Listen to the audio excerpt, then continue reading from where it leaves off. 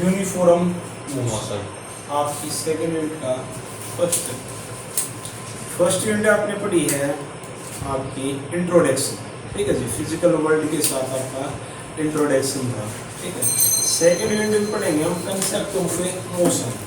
आप daily life में देखते हो कि कुछ ऑब्जेक्ट किसमें है, रेस्ट में, कुछ ऑब्जेक्ट मोशन में है, ठीक है। मोशन वालों का एग्जांपल क्या है, ये रनिंग फैन है, ठीक है, ये रनिंग कार, रनिंग बस, फ्लाइंग बर्ड एक्सेट्रा बहुत सारे हैं, ठीक है। मूविंग ट्रेन, ठीक है। ये सारी चीज़ें किसमें हैं, मोशन में।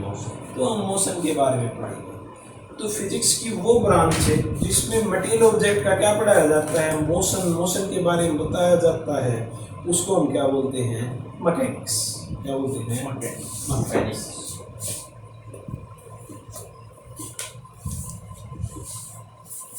मैकेनिक्स। तो मैकेनिक्स क्या है, it is a branch of physics, it is a branch of physics which deals with study of motion of material object। तो हम इस सेकेंड यूनिट में क्या पढ़ने वाले हैं, मटेरियल ऑब्जेक्ट का मोशन। मोशन यानी गति, जब वो चल रहे होते हैं, है ना, टाइम के साथ साथ अपने सराउंडिंग में डिस्टेंस को क्या कर रहे होते हैं, वो चेंज कर रहे होते हैं, समझ में आया। अपनी पोजीशन क्या कर रहे हैं, चेंज, वो किसका कहलाएंगे, मोशन। और कोई अपने टाइम के साथ साथ पोजीशन चेंज नहीं करता, एक ही जगह पे, वो किसमें कहलाएगा, रेस्ट। और क्या पढ़ेंगे इसमें, concept of distance, displacement, velocity etcetera, इन चीज़ों के बारे में पढ़ेंगे, इंपॉर्टेंट।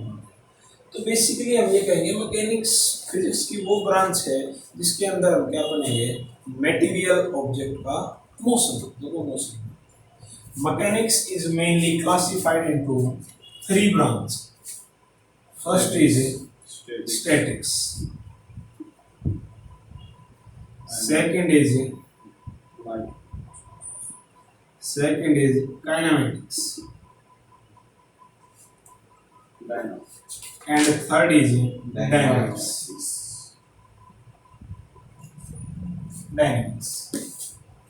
स्टैटिक्स क्या है, statics is branch of physics या branch of mechanics which deals with the study of material object in rest। इसके अंदर मटेरियल ऑब्जेक्ट किसमें रहेंगे, आपके रेस्ट। रेस्ट में एक जगह कब रहते हैं, जब बॉडी के ऊपर नेट फोर्स 0 लग जाए। जब बॉडी के ऊपर नेट फोर्स कितनी हो जाए, 0। 0 का मीनिंग क्या हुआ कि बॉडी इक्विलिब्रियम पोजीशन में हो, जैसे मार्कर है, अब इस पे दोनों तरफ से फोर्स लगेगा, ये रेस्ट में, ये क्या आपका स्टैटिक्स। क्योंकि नेट फोर्स 0 है, जितनी इधर लग रही है उतनी इधर लग रही है। तो इस तरह की चीजें किसमें आती है, statics. Kinematics. Kinematics is branch of physics, mechanics, which deals with study of motion of material object. And in the kinematics, we ignore the cause of motion. जो cause of motion है actually motion का cause क्या है, force ही होती है, उसका काज है, motion कैसा है, इन चीज़ों को हम इग्नोर कर देते हैं, छोड़ देते हैं, के बारे में स्टडी नहीं करते। उसको क्या बोलते हैं, डायनेमिक्स। और डायनेमिक्स में ये सारी चीज़ें हम बैक टू बैक क्या करते हैं, स्टडी करते हैं। Dynamics is the branch of mechanics which deals with the study of motion of an object, also including the cause of motion. इसके अंदर हम मोशन का जो काज है उसको भी क्या करेंगे, इंक्लूड करेंगे। क्या होगा आपका डायनेमिक्स। स्टैटिक्स तो रेस्ट, ये दोनों मोशन में, यहाँ पर हम कॉज को डिस्कस नहीं करेंगे, अभी यहाँ पर इन्वॉल्व करेंगे, डिस्कस करेंगे। नेक्स्ट टॉपिक आपका rest and motion, object motion.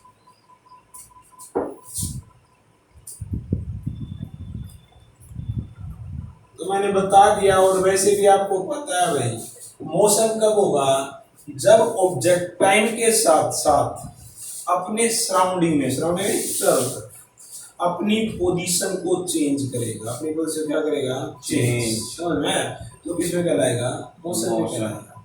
अब आप एक जगह मान लिया कहीं बैठे हो, तो आपके चारों तरफ के रिस्पेक्ट में आपकी पोजीशन चेंज नहीं हो रही, आप वही बैठे हो, तो आप किसमें हो, आप रेस्ट में हो। अगर आप चल रहे हो तो आप किस चीज से लगातार दूर जाते जा रहे हो, तो किसमें कहलाया जाएगा, मोशन में। रेस्ट किसमें कहेंगे, रेस्ट जब कहेंगे कि भाई when object does not change its position, with time with respect to surrounding, surrounding के अकॉर्डिंग टाइम के साथ साथ अपनी पोजीशन को फिक्स रखता है, चेंज नहीं करता, वो किसमें कहलाएगा? आपका रेस्ट में। और वैसे rest and motion are relative, क्या है ये? एक दूसरे के साथ रिलेशन है। क्यों? क्योंकि कोई भी चीज एक्चुअली आप रेस्ट में तो कह ही नहीं सकते। आपकी बात मैंने मान लिया कि आपका सराउंडिंग के रिस्पेक्ट में पोजीशन चेंज नहीं हो रही, सही है, रेस्ट में, लेकिन क्या एक्चुअली वो रेस्ट में है? नहीं है, क्योंकि वो अर्थ के ऊपर कहीं ना कहीं, और अर्थ भी मोशन में है, तो किस में होगा? मोशन में होगा। तो मोशन और रेस्ट आपके रिलेटिव, अलग नहीं। नेक्स्ट टॉपिक है जी type of motion.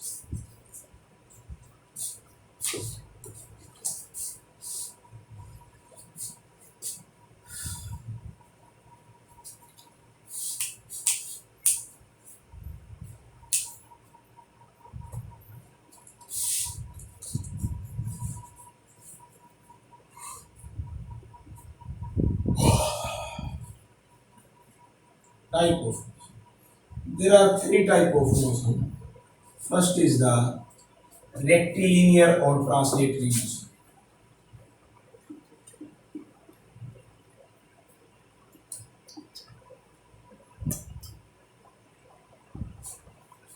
motion. And the second is the circular and rotatory motion.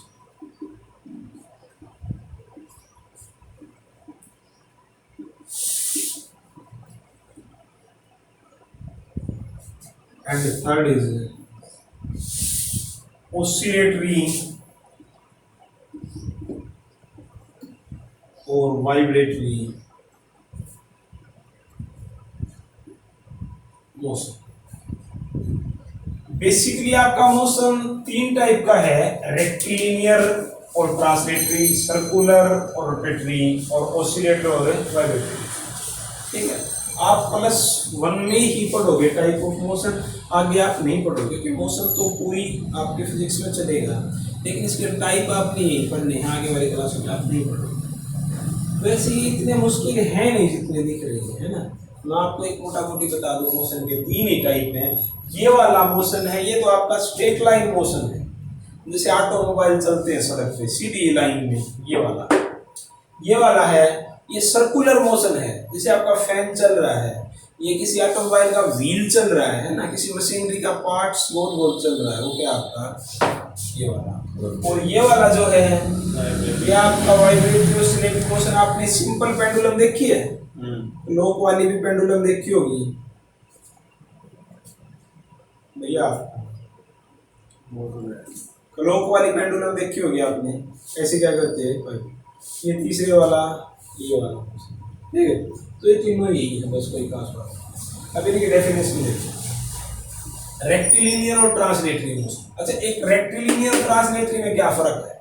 ये फर्क है कि इसके अंदर हम पॉइंट मास ले लेते हैं, यहाँ तो एक डेफिनेट साइज की बॉडी है रेक्टिलिनियर की, और इसमें क्या ले लेते हैं हम, पॉइंट मास। यही डिफरेंस इन दोनों में। सो मैं पॉइंट मास ले, इसका साइज क्या हो, नेग्लिजिबल, वेरी वेरी स्मॉल, ठीक है। तो रेक्टिलिनियर मोशन की एक और खास बात मैं आपको बताऊंगा, देखना।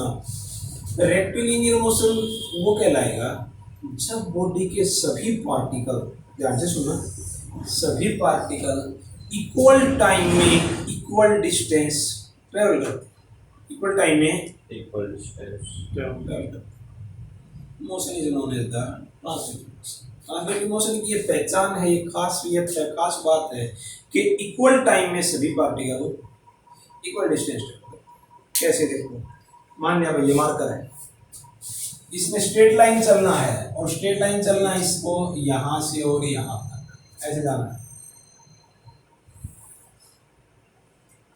तो पता है क्या है, मान लिया ये 5 सेकंड में यहां गया है, तो यहां जो पार्टिकल है उसने भी इतनी डिस्टेंस ट्रेवल करी है। यही बात समझेंगे, यहां जो पार्टिकल है यहाँ है, यहाँ है, यहाँ है, कहीं पर भी है, 5 सेकंड में सभी ने इतनी डिस्टेंस ट्रेवल करी है। आपकी बात समझ में आई? Cover equal distance in equal interval of time. जबकि इसमें ऐसा नहीं होता, सर्कुलर मोशन है, ऐसा नहीं होगा। Cover unequal distance in same time. ठीक है जी।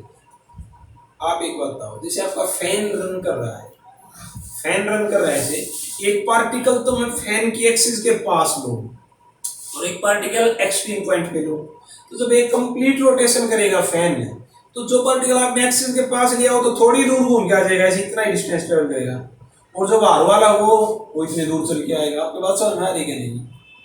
तो ये कौन सा मोशन है? Circular motion. सभी जो पार्टिकल एक्सिस से जितना दूर जाता जाएगा उतना ही ज्यादा डिस्टेंस कवर करता जाएगा, और जो एक्सिस पे हो क्या करेगा? जीरो करेगा। तो आपका सर्कुलर या रोटेटरी मोशन क्या होता है?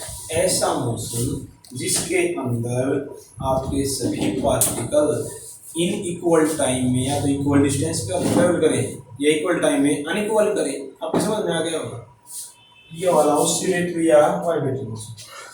जब एक मीन पोजीशन के कोई चीज क्या करती है? टू एंड फ्रो, आगे पीछे, इसको क्या बोलते हैं? बैक एंड फोर्थ भी बोलते हैं। ये मीन पोजीशन है, क्या है? बैक एंड फोर्थ या टू एंड फ्रो। ये आपका क्या है? ऑसिलेटरी। अच्छा, वाइब्रेटरी क्या होता है? वाइब्रेटरी का मीनिंग ये होता है कि जो ये आपके ऑसिलेशन है ना, ऐसे ऑसिलेट करता है, ये स्मॉल हो जाए। क्या हो जाए? स्मॉल। और सवाल हो जाएंगे तो फ्रीक्वेंसी से बढ़ जाएगी, जल्दी करेगा। आप मोबाइल फोन को वाइब्रेशन मोड पे लगाते हो ना, ऑसिलेशन वेरी स्मॉल होती है, लेकिन थोड़ा। ये आपके 3 टाइप के मोशन थे, मैंने डेफिनेशन बता दी थी, खास बात बता दी। ठीक, आगे आपका क्या है? Concept of point mass object. Concept of point mass object.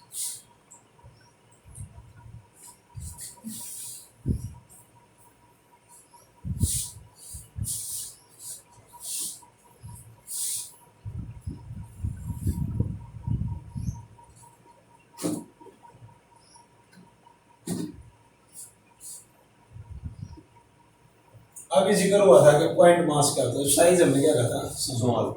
अब पॉइंट मास कब लेते हैं हम? देखो, जब ऑब्जेक्ट के द्वारा ट्रेवल करी गई डिस्टेंस उसके साइज से क्या हो? बहुत ही ज्यादा, तो हम ऑब्जेक्ट को क्या मान लेंगे? Point mass. फॉर एग्जांपल देखो, मान लिया आपके पास ये बस है, ठीक है बस, सही। तो आप एक बात बताओ, क्या ये पॉइंट मास है? क्या इसका साइज पॉइंट जितना है? नहीं है। बस का तो साइज होता है, बस तो काफी बड़ी होती है। कितने मीटर की होती होगी बस? हाँ भाई, कितने मीटर की होती है? हाँ, 5-7 मीटर की तो होती है ना? तो यानी साइज है उसका। तो अगर कोई कहे कि डिस्टेंस कम ट्रेवल करी है, पहले आपकी बस यहाँ थी और अब आपकी बस चली गई यहाँ पर, है ना, तो आप बताओ कितने डिस्टेंस ट्रेवल करी इसने? तो आप कैसे बताओगे इसमें? आप ये करोगे, सर पहले तो जो ये आगे वाला पार्ट था ना, यहाँ था, और अब कहाँ पहुंच गया? ये यहाँ पर। हम इसको मेजर कर लेंगे, है ना, इतनी डिस्टेंस कवर करेंगे। समझ में आई कि नहीं? आपने क्या आपने पॉइंट मास मानना है, साइज नहीं मानना? पॉइंट मास डेफिनेट साइज उसी के हिसाब से हमने देखा है कि स्मॉल डिस्टेंस। समझ में? अगर आपने बस में बैठ के मान लिया कि दिल्ली जाना है, यहाँ से बोन से दिल्ली जाना है, क्लियर है, और दिल्ली की डिस्टेंस है मान लिया 100 किलोमीटर, तो जब आप बस में बैठ के दिल्ली गए तो अब जो डिस्टेंस ट्रेवल करनी है वो साइज ऑफ बस के क्या है? जो बहुत ही ज्यादा है ना, तो बस का जो साइज है आप क्या कर दोगे? इग्नोर कर दो। वहां तो नहीं देखेंगे ना कि अगले वाला हिस्सा कहाँ था, पिछले वाला कहाँ है ना। 100 किलोमीटर है तो आप बस का साइज क्या मान लो? Point mass. और डिस्टेंस कितने ट्रेवल करी आपने? 100 किलोमीटर, जबकि यहाँ आपने साइज दिया। अब बात समझ गए? अगर ट्रेवल करी गई डिस्टेंस ऑब्जेक्ट के साइज से बहुत ही ज्यादा है तो हम ऑब्जेक्ट का साइज क्या मान लेते हैं? नेग्लिजिबल, ना के बराबर, उसको पॉइंट मास मान लेते हैं, पॉइंट की तरह। तो ये था कंसेप्ट ऑफ पॉइंट मास। ठीक, आज के लिए